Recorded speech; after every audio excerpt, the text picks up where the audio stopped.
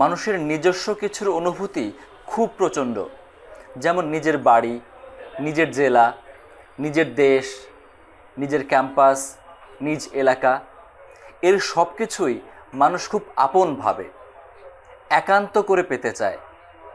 আবার বঞ্চিত হলে মানুষ ক্ষুব্ধ হয়, রুখেও দাঁড়ায়।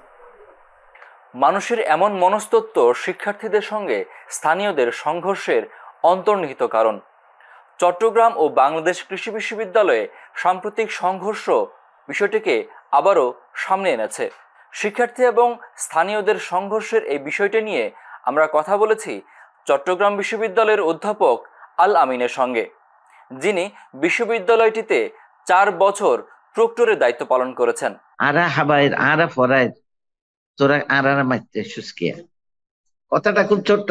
মানে আমরা খাওয়াচ্ছি, আমরা পড়াচ্ছি, তোমরা আমাকে মারতে আসছো কেন? এই যে ওনার সাইকোলজিক্যাল ব্যাপারটা, মারতে আসার ব্যাপারটা ওনার জানা নাই। উনি বয়স্ক ভদ্রমহিলা, ওনার কাছে মনে হচ্ছে উনি যে এখানে ফসলটা ফলায় ওটাই উনি এখানে বিক্রি করে আর তোমরা খাচ্ছ। আয়তনের দিক থেকে দেশের সবচেয়ে বড় চট্টগ্রাম বিশ্ববিদ্যালয়, প্রায় 2312 একর। 1966 সালে বিশ্ববিদ্যালয়টি কৃষি এবং পাহাড়ি ভূমিতে স্থাপন করা হয়। পাহাড়ের মধ্যে ওখানে ওরা ওখান থেকে তাদের জীবিকা সংগ্রহ করে, অথবা যারা অটোরিকশা অথবা সিএনজি ড্রাইভ করে এই ধরনের। তাইলে এদের সাথে এই প্রত্যেকটা জায়গায় ওরা দেখতেছে একই ধরনের মিডল ক্লাস এবং লোয়ার মিডল ক্লাসের ছেলে মেয়েরা এখানে হলে থাকে, বেশ আনন্দ ফুর্তিতে থাকে, আর সেইখানে তাদের জীবিকা খুবই নিম্নমুখী। এইটাই হচ্ছে আমার মতে মূল রিজন। সরকার জমি অধিগ্রহণ করে নিলেও এখনও স্থানীয়দের জমির প্রতি অনুভূতি অটুট রয়েছে। একইভাবে বিশ্ববিদ্যালয়ের শিক্ষার্থীদেরও ক্যাম্পাসের প্রতি এক ধরনের নিজস্ব অনুভূতি তৈরি হয়েছে, অনেকটা সেকেন্ড হোমের মতো।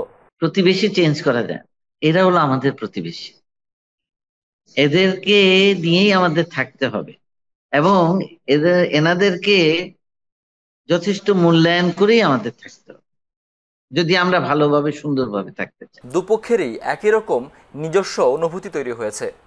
আবার বিশ্ববিদ্যালয়ের কারণে স্থানীয়দের উপার্জনের সুযোগ তৈরি হয়েছে, যেখানে ক্রেতা এই বিশ্ববিদ্যালয়ের শিক্ষার্থীরাই। অর্থাৎ এখানে ক্রেতা বিক্রেতার মনস্তাত্ত্বিক দ্বন্দ্ব। অনেক ক্ষেত্রেই এখান থেকেই সংকটের সূত্রপাত।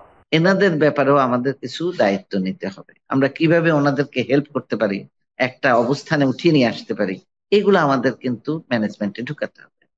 এবং ওই এলাকার গণ্যমান্য ব্যক্তি যারা ইনফ্লুয়েন্সিয়াল, রিয়েলি ইনফ্লুয়েন্সিয়াল, এনাদেরকে এই কনফ্লিক্ট ম্যানেজমেন্টে অবশ্যই যুক্ত